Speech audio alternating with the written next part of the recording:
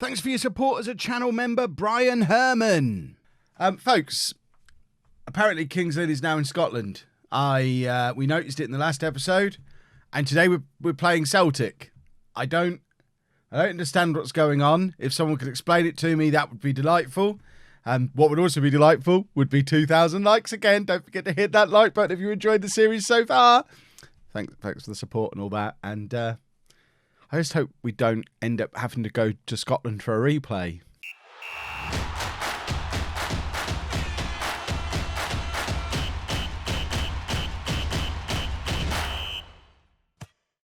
Hello and welcome to part 22 of Non-Lethal Legend. I'm Kevin. Coming up on today's episode, we're playing Celtic Reserves, but Celtic all the same in the Scottish Challenge Cup, despite being in Norfolk. And then we're away against Eastleigh in the National League. Since you're last with me, we have had, I would say that's a decent start to the season. We had our couple of wins that you saw in the last episode. We then forgot how to score goals or win games. But I guess, importantly, we also don't seem to lose games anymore either. So this is what the National League looks like. 8 games in. We are third in the league. 4 points off top of the table, Bromley. But remember, the board are just looking for playoff qualification. I'll be happy with a top 7 finish as well. We don't need to be challenging for the title. Although, if we carry on playing as we have in some of these games, I think we might actually end up doing that. The most encouraging sign is that Salford, the team we were most afraid of, are down hovering around in the relegation zone. So I expect them to have their late season surge up the table. But the fact that they're starting, they're already 9 points behind us. That's the kind of gap that no team could ever give away. So I'd like to think we're going to finish above them. And I still think if we finish above them, there's a good chance we win the league. So fingers crossed, things seem to be going reasonably well there. But the really odd thing is this Celtic game. So the Scottish Challenge Cup. Now, from what I can tell, and it's not like the whole of the conference is in this. We obviously weren't in it last year. From what I can see, it's us and Notts County from the National League. Where did Notts County finish last year? Notts County, how do we look at last year? Stages, last year. So they finished third. So I wonder if it's the 2 highest placed teams that didn't get promoted end up in the Scottish Challenge Cup for reasons. Does this count as European qualification? Because there's also teams from Ireland, Northern Ireland, Wales. I think each country has got a couple of teams that have been added into the tournament, presumably, and a load of reserve teams, presumably just to fill it out, I guess. I don't really know. I don't really know what the Scottish Challenge Cup is. It can't be the equivalent of the FA Cup, presumably, because the big Scottish teams aren't in it. It's their reserve teams, and it doesn't look like they're coming into it at any point. So, I don't know. We'll play it. We'll see how we fare against Celtic Reserves. I have no idea what to expect. This is the team we're putting out there. I'd also like to think this is going to fill our stadium with all the Celtic fans who are going to come and say hello. So we've got Grimshaw in goal, a back four of Fleming, Bernard, Odomeo and Lavinia, Doherty behind Payne and Davis in midfield, Mighton and Martin, I've not said it that way before, supporting Simmons up front. And because we're a fancy pants European qualified team now, we do get 7 substitutes. Oh, there's one piece of transfer business to tell you about as well, and it's a mistake. Josh Staunton. I did something I never do in Non-Lethal Legend. He was recommended by my director of football, so I put in the offer to loan him and then scouted him and accidentally completed the loan before he'd actually been scouted, and it turns out he's not any good. So, I never do things that way round, but I was desperately scrabbling trying to get a defensive midfielder. Now I have one that we're paying money to. He's just not very good, but we're stuck with him for the season now. So that'll teach me for trying to rush things. But let's not worry about him for today. I don't know why we're the only match tonight. I thought it might be because we're on telly, but it doesn't seem that we are. Maybe we're on telly in Scotland and it doesn't show up on our schedule because of it. I don't really know. But it's a 7:30 kickoff against a bunch of Celtic new gens, it seems. I don't know if any of these blacked out faces are real players in real life that don't have, but I would expect them to still have the pictures. So I don't know how good Celtic new gens are likely to be. Probably quite good. All of these are quite positive team talks. So I guess, can we passionately... what I want to be able to do is passionately say that, but I can't. So I'll calmly say just carry on where you left off in the last game. We're in a good run of form. We are playing well. We're against a bunch of kids, but then we're a bunch of kids as well. So it's two very young teams. I guess because so many of our youngsters have come through the likes of Manchester United, Man City, Norwich, depending on the level of development of this Celtic Reserves, it's almost like a Premier League Reserves versus Celtic Reserves match. And it would be interesting to see how we measure up. Myton plays it back to Fleming. Fleming to Payne. I would love for us to win this match. It would be amazing. Doherty plays it out to Fleming. Fleming trying to get the crossover. Imagine if we won the Scottish Challenge Cup as Kings Lynn. There'd be riots, surely. Fleming to Payne. Payne forward to Myton. Myton back into Payne again. Plays it in looking for Simmons, but Simmons wasn't really aware of what was going on. And Celtic have got it. Celtic, mad, have got it well covered. Fleming now coming down this left-hand side again. It's been a solid period of pressure from us. This is good stuff. Myton now cutting inside, plays it to Martin, and it's a good save from the Celtic keeper to tip it around the post. In fact, it must have hit the post. No good save, because it was given as a goal kick, which is a little bit of a shame because we were enjoying a period of dominance, and it would have been nice to see that dominance continue with a corner. Lavinia plays it back to Odemeo and Doherty, and we're just playing our nice possession-based football again. That we are very much capable of this. We're not really. I don't want to tempt fate and say we're not really struggling in these areas, but defensively, certainly in midfield, we can keep possession. We can defend comfortably. What a goal, Alex Myton! I said I was going to switch him to an inside forward. I have, and ever since he's turned into a wonder star. Yeah, it's a level above Wonder Kid. Alex Myton, 4th goal of the season, but what a goal it is. And if you're Celtic manager now, how do you not knock on the door of Forest in the morning and say, we'll have that lad, thank you, he just made us look silly. What a goal. What I was saying is, generally, defensively, we're solid. Midfield, we can keep possession of the ball really nicely. The one area we have struggled a little bit in some of our matches this season is just having that cutting edge, that breakthrough. We're missing a player in the attack. Compared to what we were used to last year when we had 2 up front, 1 in behind, and always at least 1 wing back forward as well. We're almost missing 2 players at times because certainly when we've got Davis in the midfield, Doherty and Davis and Payne, they all kind of sit back, keep hold of the ball, are solid, but the wing backs don't really push past them the way they did last year because they're still playing as full backs as well. Myton's in again though, but it goes just over. That would have been a story if he'd have grabbed the second on 25 minutes. We've had 76% of the possession so far. We are enjoying a very nice start to our Scottish Challenge Cup campaign, and I still don't understand really why we're in it. This must happen in real life. I know I could have Googled it. I haven't, because I know you lot are going to tell me all about it down in the comments, but it's certainly something in all my years of playing Football Manager I've never experienced before. So I'm assuming it's a relatively new thing or something we've just never qualified for in the past and therefore didn't know about. We've never bottled the title and finished second in the conference before. Celtic did score there, but it was disallowed for offside. It was a little bit of a questionable offside, actually. But I'm certainly not going to be the one doing the questioning. So we maintain our lead. We're maintaining our possession. But as you can see, the one area where we are struggling a little bit is turning that possession into meaningful attempts on goal. We've had the 1 clear-cut chance, 2 half chances. We didn't score any of them. It was a wonder goal we did score. We've only had 1 shot on target. Myton's in again, though, and hits the post. That's the 3rd time we've hit the post in this first half. We could, if we were a little bit more prolific in front of goal, we could be 3 or 4-0 up, and I don't think Celtic could really argue with it. Davis now trying to turn it goalwards. It ends up back with Alfie Payne. I don't want him to play too well today. I don't want Celtic sniffing around him. I don't mind with Myton because he's not our player and he's here till the end of the season on loan regardless of what happens with his parent club. I think that's how loans work. But Alfie Payne could be gone at Christmas if Celtic decide they really like him. So we don't want him to play well. Right, guard against complacency. We're just playing very well. Like I say, we're not really doing much going forward, but we're 1-0 up. The onus isn't on us to do much going forward at this stage. Doherty with the effort that is brilliantly turned away by the Celtic keeper. But we're peppering their goal with shots at this point. 4 on target, 6 off target, another 6 that we don't want to talk about because they were neither on target nor off target. I don't really understand it. Are they the ones that hit the woodwork? They're off target. If they didn't end up in the back of the net, they're off target, surely. I don't understand. Odimeo cleaning up the mess Doherty made for him there. Simmons collecting, plays it back to Payne.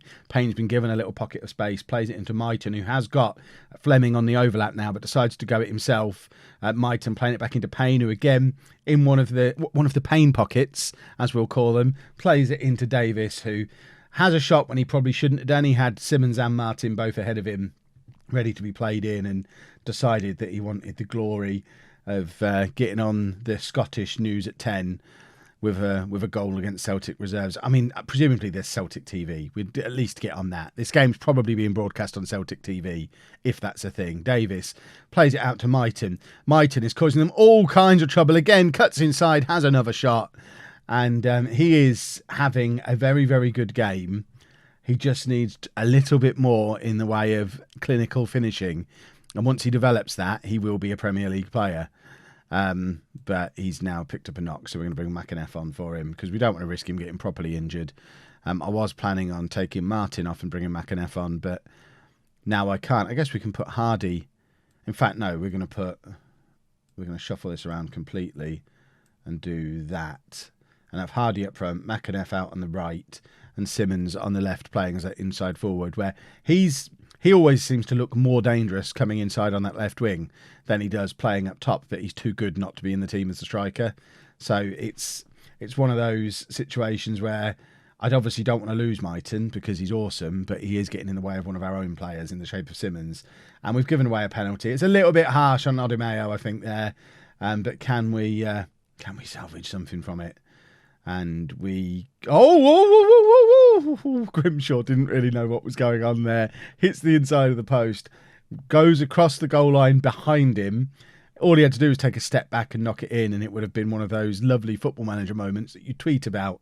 But as it is, we get away with it. We are riding our luck a little bit, but I don't want that to be the headline after this match. When you look at the stats, we deserve to be ahead, and now we're not.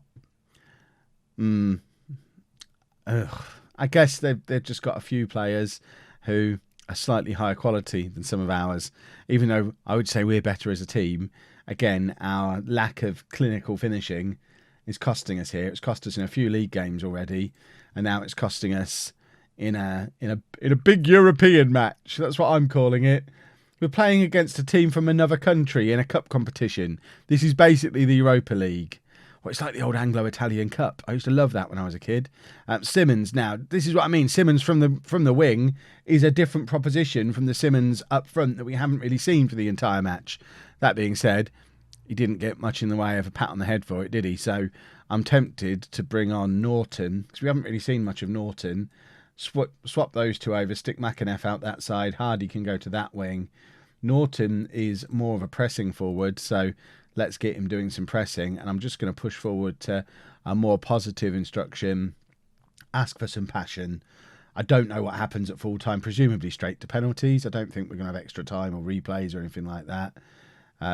Straight to penalties. So now it's a coin flip. All eyes on Grimshaw to make himself a hero. I've just noticed there's only 400 people here, so it's not a big, exciting game. Grimshaw makes a save. It's a game that no Kings Lynn fans care about. No Celtic fans have travelled for. In fact, he's saying attendance is 393. No mention of an away attendance. So there's not a single Celtic fan in the ground. Hardy scored his penalty there just through sheer power. I reckon there must be at least a couple of Celtic fans somewhere in Norfolk who'd go to the match just to have a little look. Just for an excuse to wear their Celtic shirt at a football match. But no, apparently not. It's just 393 Kings Lynn hardcore have decided to come out, and their keeper is proving to be quite efficient. Fleming didn't hit it as hard as who was it who took the first penalty? Hardy, I think. And they're now 2-1 up. I don't want to go out this way. We did so well for so long. Oh, not Alfie Payne. Let's not have him miss. We know he can hit a good free kick. I don't know I've ever seen him take a penalty before. Very comfortable. The most comfortable one we've had. Alfie Payne never lets us down. 2 penalties apiece left. It's 2-2. Grimshaw, make yourself a hero. Again, the penalties are getting better the further into this we get. Bernard now. I've definitely never seen Bernard take a penalty. Yikes. And that is a very, very good penalty. My word. Right, a save here from Grimshaw, and we just need a goal to win the shootout and progress towards the final of the big one, the big European competition we all want to win. But it is now 4-3 to Celtic Reserves, and we need to score to stay in the game. And I forget who's our penalty taker, number 5. He is taking his sweet time. It's Norton to take the 5th penalty. I don't know that Norton scored at any point for us yet. This is probably too much pressure, giving him the 5th penalty when he's not really broken into the team yet. And he takes it with aplomb. And we're into sudden death penalties now. And this is presumably one of the Scottish Coffey brothers off of the wrestling. And Grimshaw makes the save. Right, now we are in a position to score to make it through to the next round of the Scottish Challenge Cup. I don't know who's taking our penalty. It's Lavinia, who's only in the team because of an injury to Hughes at right back. But he is, remember, this is the lad who turned down League One Peterborough in the summer to come and sign for Kings Lynn.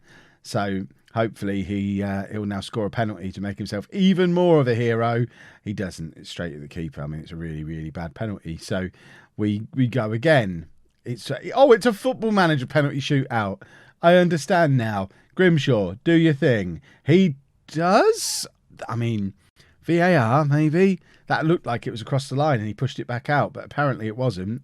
So once again, we're in the position where if we score, we win. It's Odemeo. Hasn't he already taken one? No, he gave away the penalty in the match, didn't he? So this is a chance for him to go from villain to hero after giving away the penalty that lets Celtic back into the game. Odemeo can score to put us through to the next round, and he does. I am putting that down as a win over Celtic in a European competition. That is how history will see it, and that's splendid. I am very pleased because, you know, we weren't the favourites for that game. We've just knocked out Celtic's reserve team. They're going to pay attention to that. That's an awesome result. Myton was obviously very, very good as well. I don't know who we have in the next round or when. It'll be either Glenavon or Partick Thistle. I mean, how good are these teams? Is this a competition we could genuinely win? I don't know the equivalent quality between National League and Scottish League One. Let me know down in the comments.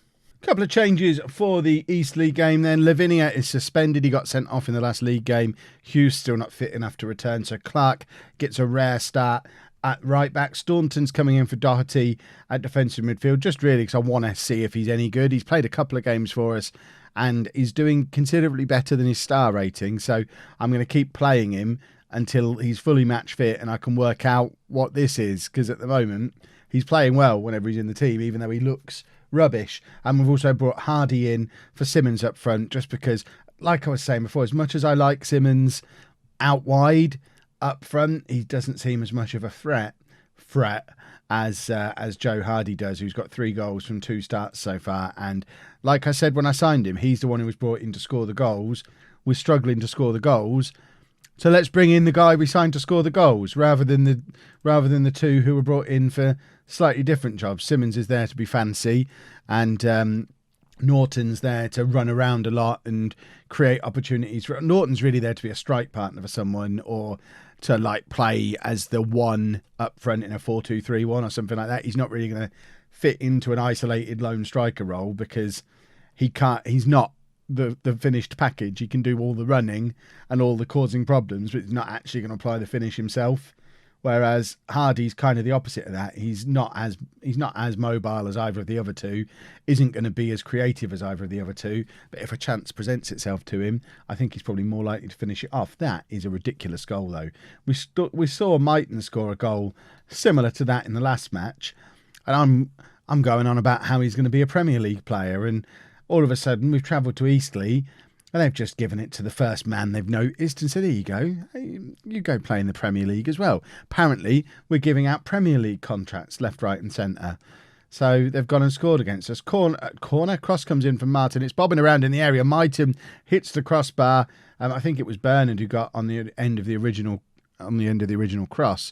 And once again, we're hitting the woodwork. And I am wondering how much of the lack of applying finish and all of the hitting the post, I wonder how much of that is the game trying to compensate for the lack of dynamics and familiarity that we've got at the moment. Because we did bring in a lot of players in the summer. Our team coherence, or whatever that first column is called, is only average. And I am wondering if that's why we're not scoring goals, because the game's saying no, not until you can't win every game until you're good, until everyone's happy. And you've got Mighton in your team who's scoring goals like that for fun. So you can't just win every game 5-0. Not yet. Wait until everybody's friends. Then you can start playing really well. So it does feel a little bit like we're being hobbled just a little bit by the dynamics at the moment, but there is still plenty of opportunity for individual moments of brilliance, like we just saw then from Mighton, or we've seen it twice from him in this episode. He's a very good player, playing as that inside forward. Right, we have been the better team here, as usual. We've controlled possession. We've not actually had more shots, but we've hit the post as well as scoring. I would say I, as usual, feel hard done by for not being ahead in the game. Alfie Payne, very, very quiet today. I don't know what's going on with him. We have got Doherty down on the bench, who we have played him in central midfield a couple of times. Martin is looking nervous. That's perhaps an opportunity for Simmons to come on and play out wide on the wing again. There's a few players. There's quite a lot who haven't really turned up today. It's kind of been Mighton plus 10. I could change any of these and it not really be a big deal. Right. What am I going to do to mix things up? We'll keep Hardy on because Hardy and Staunton and Odimea were the only one who are still in the 80s for conditioning. So we'll keep them 3 on. And then you could really pick from any one of the remaining 6 and take off 3 of those 6. So I think we'll bring Simmons on for Martin. And in fact, that gives us the opportunity to put Mighton out on that side and Simmons in his best position as well. And just try the 2 of them playing in their most natural roles, which is, it's going to be interesting. I've not seen Mighton out on that right wing yet. This is going to be a joy to behold. Hopefully we're going to bring Doherty on for Davis in midfield. Push Staunton. No, we're not going to push Staunton further forward. We'll play Doherty in there. But I don't want to play him as a ball in midfielder. I want him to be a little bit more mobile. So we'll put him in as a Mazzala and we'll leave it. Fleming for Kenyon is probably the other change that I want to make, but I don't want to make 3 at a time. Parsons is someone I would have liked to have brought on there, but we are, again, suffering from only having 5 substitute spots available to us. And I know people are going to say, Kev, don't have a goalkeeper on the bench. I'm always going to have a goalkeeper on the bench. But it would be nice to have Parsons sat down there as well, because I think he's more of an attacking difference maker in situations like this one. Grimshaw collects comfortably from the cross. We've not really done anything at all in the second half.